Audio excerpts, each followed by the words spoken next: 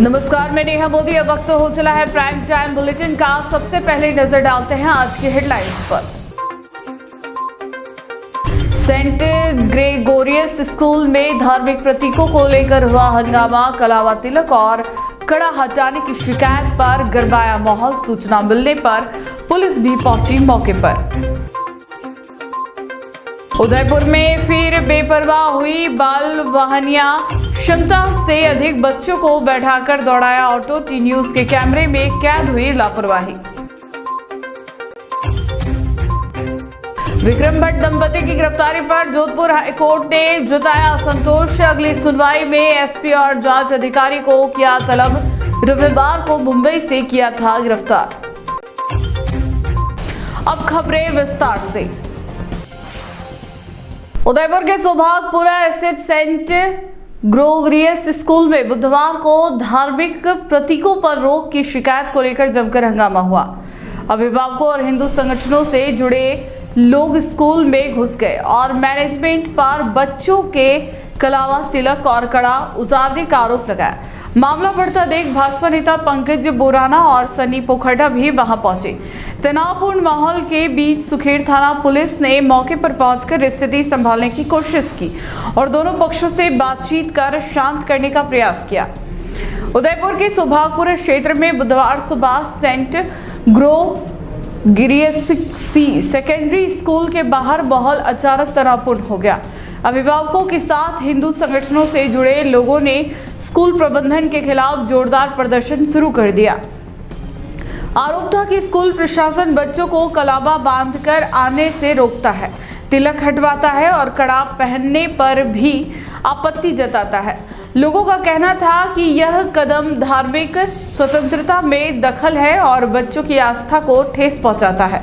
हंगामे की सूचना मिलते ही भाजपा जिला महामंत्री पंकज बोराना, भाजयुमो के पूर्व जिला अध्यक्ष सनी पोखरना समेत कई स्थानीय नेता भी मौके पर पहुंच गए। स्कूल मैनेजमेंट के फादर वर्गीस थॉमस और प्रिंसिपल सुभा जोश के साथ अभिभावकों की लंबी बहस हुई, जिसमें माहौल कई बार उग्र होता दिखा। प्रदर्शनकारियों ने वाइस प्रिंसिपल अनिल गोस्वामी पर धार्मिक प्रतीकों को हटवाने का मुख्य आरोप लगाया और कहा कि उनके खिलाफ पहले से मामला दर्ज है। स्थिति बिगड़ती देख सुखेड़ थानाधिकारी रविंद्र चारण पुलिस जाब्ते के साथ पहुंचे और भीड़ को शांत करने का प्रयास किया। पुलिस ने दोनों पक्षों को बातचीत के लिए तैयार किया और आगे की शिकायतों को औपचारिक रूप से दर्ज कराने की सलाह दी। पूरे मामले को लेकर इलाके में दिन भर चर्चा रही। मैं शहर का जिला महामंत्री हूँ मैडम। आप स्कूल के और ये स्कूल इसी जिले में आता है जहाँ पर आप हमारे बच्चों को खराब कर रहे हैं। उनके हाथ से मौली और तिलक हटाया जा रहा है। आपकी बात सुनने नहीं आए हम कर रहे हैं। अंदर इंस्टीट्यूशन के अंदर आने का तरीका भी ऐसा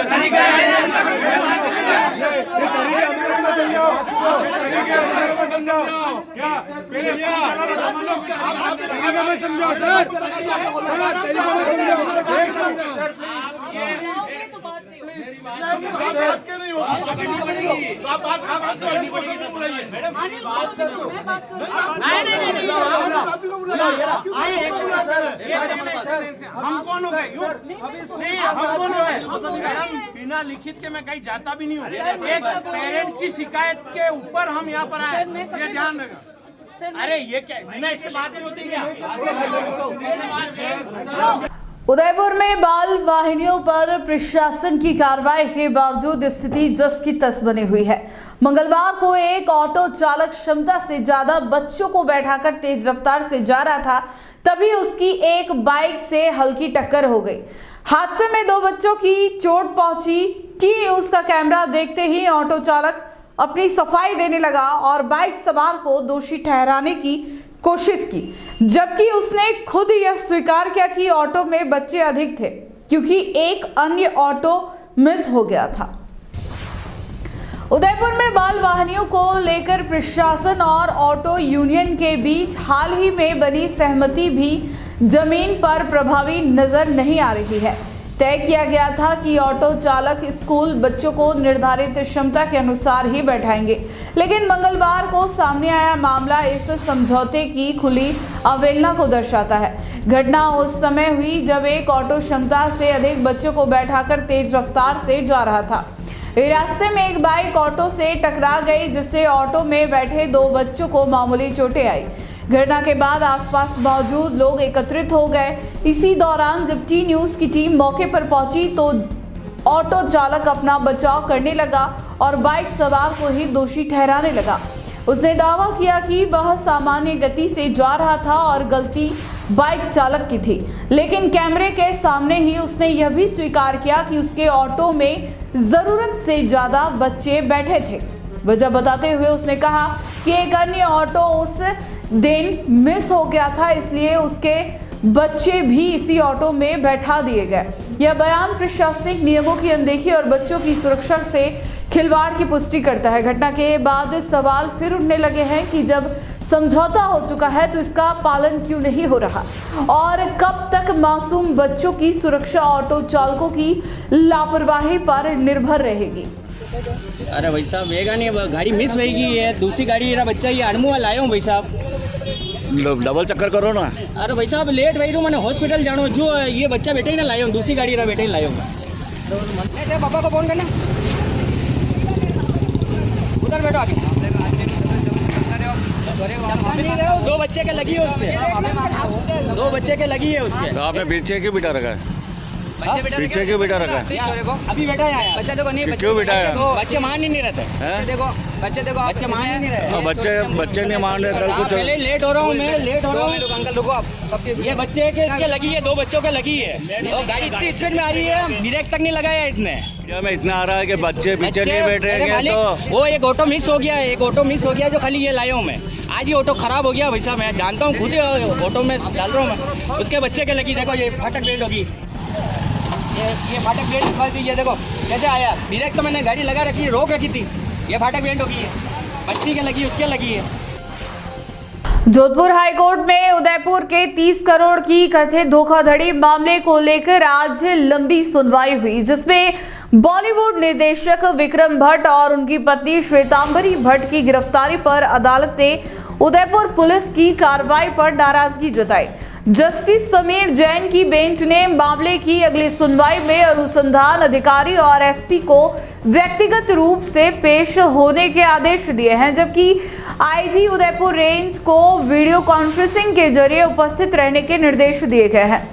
उदयपुर के चर्चित 30 करोड़ रुपए की कथित धोखाधड़ी केस में बॉलीवुड फिल्म निर्देशक विक्रम भट्ट और उनकी पत्नी श्वेतांबरी भट्ट की गिरफ्तारी को लेकर आज जोधपुर हाईकोर्ट में अहम सुनवाई हुई। जस्टिस समीर जैन की बेंच में चले इस सुनवाई के दौरान अदालत ने स्पष्ट शब्दों में कहा कि उदयपुर पुलिस की कार्रवाई कई बिंदुओं पर संतोषजनक नहीं लगती। कोर्ट ने पुलिस प्रक्रिया पर सवाल उठाते हुए अगली तारीख पर अनुसंधान अधिकारी और उदयपुर एसपी को व्यक्तिगत रूप से उपस्थित रहने के आदेश जारी कर दिए। साथ ही हाईकोर्ट ने मामले की गंभीरता को देखते हुए आईजी उदयपुर रेंज को भी वीडियो कॉन्फ्रेंसिंग के जरिए सुनवाई में शामिल होने के निर्देश दिए हैं, ताकि पुलिस की तरफ से सही और प्रत्यक्ष जानकारी अदालत के सामने पेश की जा सके। गौरतलब है कि उदयपुर पुलिस ने विक्रम भट्ट और उनकी पत्नी को मुंबई से हिरासत में लेकर उदयपुर पहुंचाया था। दोनों को महिला अपराध एवं अनुसंधान सेल में रखा गया, जहां से उन्हें 16 दिसंबर तक पुलिस रिमांड पर भेजा गया है। इस मामले में कुल 8 लोगों के खिलाफ कार्रवाई हो रही है। इससे कुछ अपराधियों को पहले ही गिरफ्तार किया जा चुका है, जबकि कुछ पर जांच जारी है। वकील महेंद्र गोदारा ने अदालत में भट्ट दंपति की ओर से जोरदार पैरवी की और गिरफ्तारी प्रक्रिया पर सवाल उठाए। सुनवाई के दौरान अदालत ने कहा कि पुलिस को हर कार्रवाई में पारदर्शिता और प्रक्रिया का अनुसंधान सुनिश्चित करना होगा। अब अगली सुनवाई में पुलिस अधिकारियों की उपस्थिति से यह तय होगा कि आगे इस हाई प्रोफाइल केस में जांच किस दिशा में आगे बढ़ेगी। नमस्कार, मैं Mahendra Godara, advocate, Rajasthan high court. आज विक्रम भट्ट फिल्म डायरेक्टर का मैटर जो माननीय समीर जैन साहब की कोर्ट में लिस्टेड था। उस मैटर के अंदर माननीय उच्च न्यायालय ने कड़ा रुख अपनाते हुए घोर नाराजगी व्यक्त की कि किस प्रकार से पुलिस अथॉरिटी इस मामले में पैरवी कर रही है और संडे के दिन इतनी बड़ी रेपुटेड फैमिलीज को अरेस्ट करना ग्रॉस वायलेशन ऑफ लॉ है, क्योंकि इनके बीच में सिविल डिस्प्यूट था एक एग्रीमेंट को लेके और उस एग्रीमेंट की काफी हद तक वो उसकी पालना भी हुई थी, लेकिन फिर भी पुलिस अथॉरिटी ने इस तरीके से इन्वेस्टिगेशन की है और उन्होंने जज साहब ने नाराजगी जाहिर करते हुए 15 तारीख को IG range Udaipur, SP Udaipur and IO इन तीनों को कोर्ट में हाजिर रहने के लिए निर्देश दिए हैं। और इस मैटर के अंदर कुछ भी अभी तय नहीं हुआ। उसके पहले जिस तरीके से विक्रम भट्ट एंड फैमिली की गिरफ्तारी हुई वो बहुत ही दुर्भाग्यपूर्ण है और ये पुलिस के रवैये को साफ साफ दर्शाता है कि किस तरीके से वो एक सिविल मामले के अंदर इस तरीके से अरेस्ट करना बहुत ही अन्यायपूर्ण रवैया है।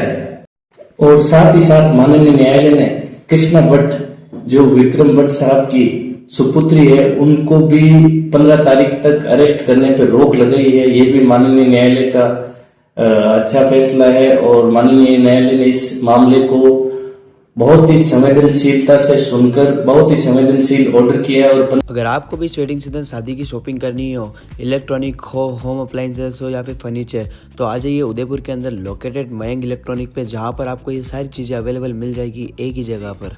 नमस्ते दोस्तों, मैं Hitesh Jain, owner Mayank electronics 2.0 and Mayank electronics mobile world. शादी की पूरी शॉपिंग करने पे हम दे रहे हैं लाडली बिटिया को 6,990 रुपये का गिफ्ट, जिसमें से हम आपको दे रहे हैं mixer, tiffin box, pillow, bedsheet, comforter, iron और 3 लीटर कुकर। इतना प्राइस आपको कोई नहीं देगा पूरे उदयपुर में। तो आज ही आइए, आपकी शादी का सामान सारा बुक कराइए। Mayank electronics 2.0 sector 14 100 feet road. धन्यवाद।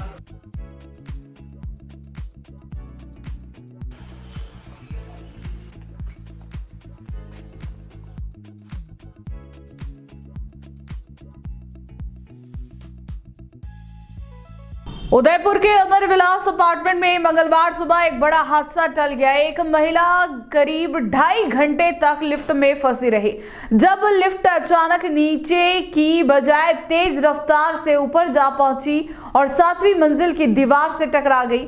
इस दौरान लाइट और मलबा महिला पर गिरा, लेकिन आवाज किसी तक नहीं पहुंची। बाद में एक नौकरानी ने आवाज सुनी और लोगों को सूचना दी। ड्रिल मशीन से दीवार तोड़कर महिला को सुरक्षित बाहर निकाला गया। उदयपुर के न्यू आरटीओ कार्यालय के सामने स्थित अमर विलास अपार्टमेंट में मंगलवार सुबह एक दिल दहला देने वाली घटना सामने आई।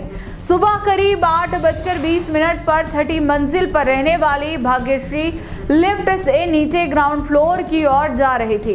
उनका बेटा स्कूल आई कार्ड भूल गया था, जिसे देने के लिए वे नीचे जा रही थी, लेकिन अगले ही पल वह लिफ्ट ने जैसे बेकाबू होकर दिशा ही बदल दी।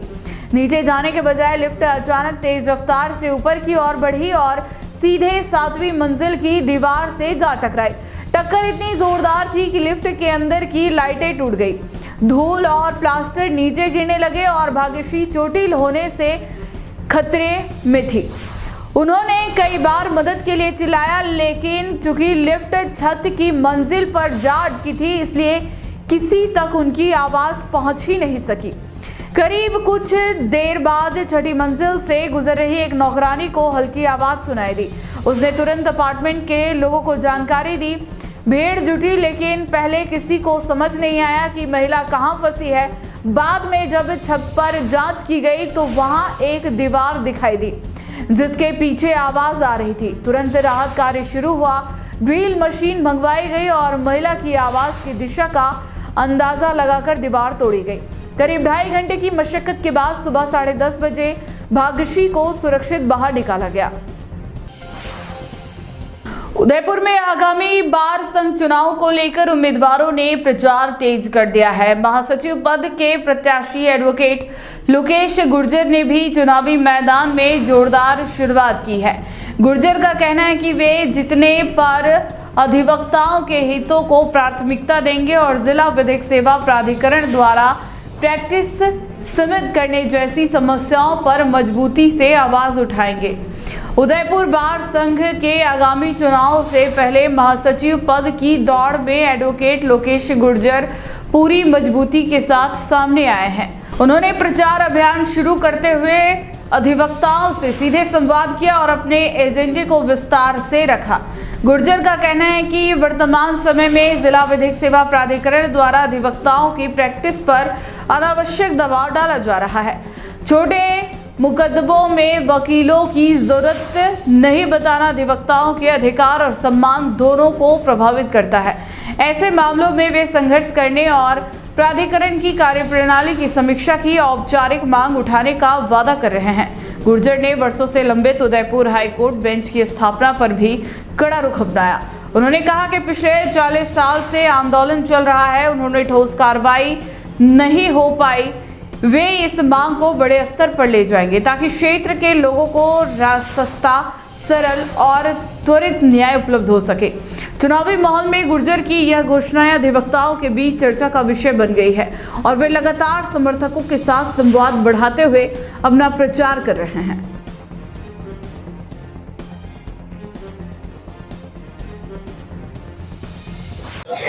जी लोकेश जी सर, किस तरह की तैयारी है, क्या रहेगा? सभी अधिवक्ता साथियों को सादर नमस्कार। मैं लोकेश गुर्जर एडवोकेट वर्ष 2005 से जिला सेशन न्यायालय उदयपुर में प्रैक्टिस कर रहा हूं और मेरा जो चुनाव के अंदर महासचिव पद पर लड़ने का जो लक्ष्य है वो ये है कि मैं अपने अधिवक्ता साथियों के लिए ज़्यादा से ज़्यादा अच्छे काम कर सकूं।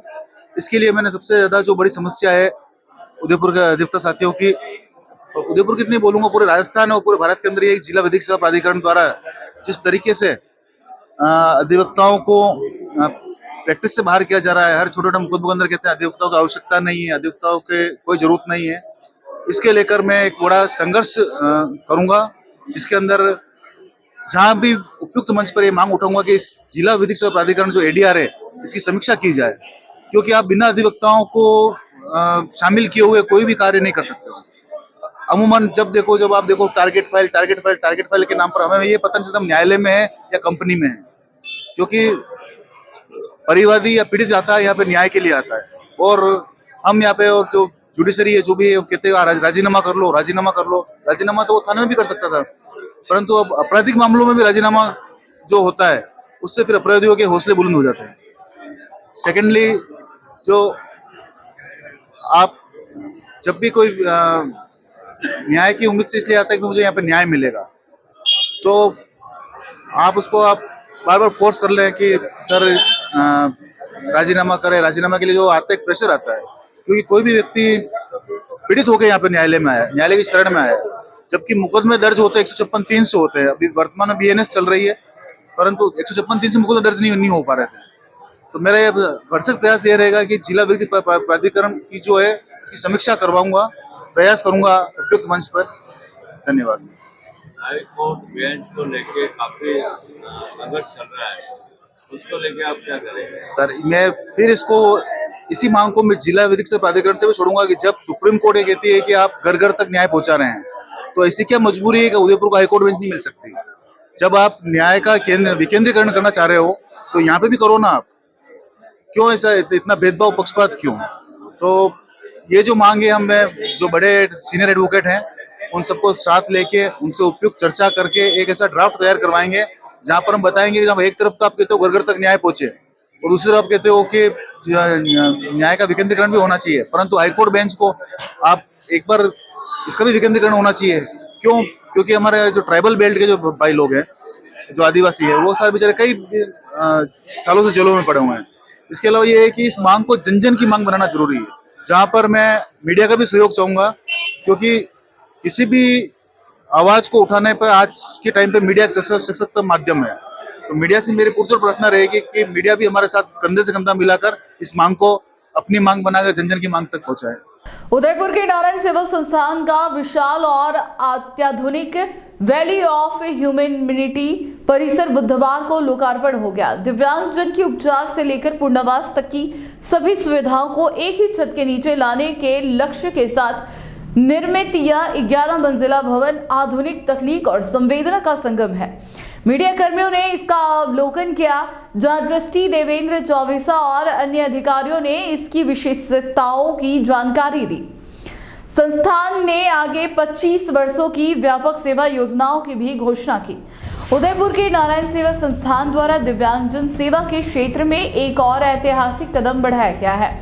संस्थान का 11 मंजिला 2,40,000 वर्ग फीट में निर्मित अत्याधुनिक परिसर वैली ऑफ ह्यूमैनिटी अब पूरी तरह तैयार है।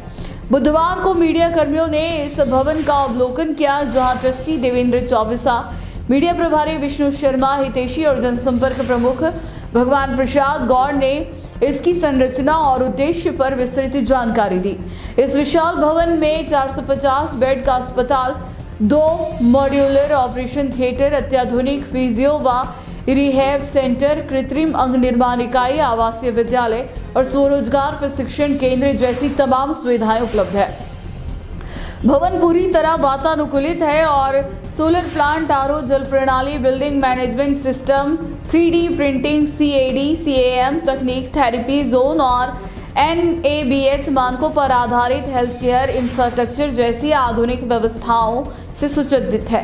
सबसे महत्वपूर्ण बात यह है कि ऑपरेशन, कृत्रिम हाथ पैर, फिजियोथेरेपी, रिहैब, प्रशिक्षण, रहना और भोजन हर सेवा लाभार्थियों को निःशुल्क प्रदान की जाएगी।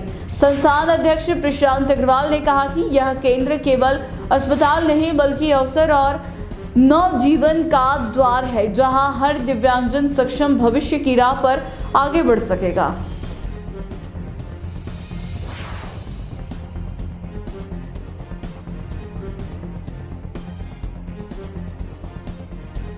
अगर आपको भी इस वेडिंग सीजन शादी की शॉपिंग करनी हो, इलेक्ट्रॉनिक हो, होम अप्लाइंसेस हो या फिर फर्नीचर, तो आ जाइए उदयपुर के अंदर लोकेटेड मयंक इलेक्ट्रॉनिक पे, जहाँ पर आपको ये सारी चीज़ें अवेलेबल मिल जाएगी एक ही जगह पर। नमस्ते दोस्तों, मैं Hitesh Jain, owner Mayank electronics 2.0 and Mayank electronics mobile world. शादी की पूरी शॉपिंग करने पे हम दे रहे हैं लाडली बिटिया को 6,990 रुपये का गिफ्ट, जिसमें से हम आपको दे रहे हैं mixer, tiffin box, pillow, bedsheet, comforter, iron और 3 litre cooker.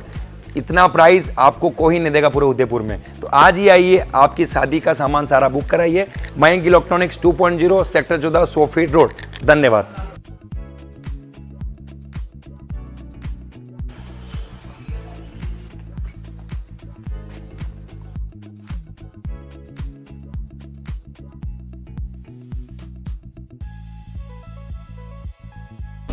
T news Rajasthan के बुलेटिन में फिलहाल अब तक के लिए इतना ही। आइए चलते चलते फिर से नजर डालते हैं आज के टॉप हेडलाइंस पर। सेंट ग्रेगोरियस स्कूल में धार्मिक प्रतीकों को लेकर हुआ हंगामा, कलावा तिलक और कड़ा हटाने की शिकायत पर गरमाया माहौल। सूचना मिलने पर पुलिस भी पहुंची मौके पर।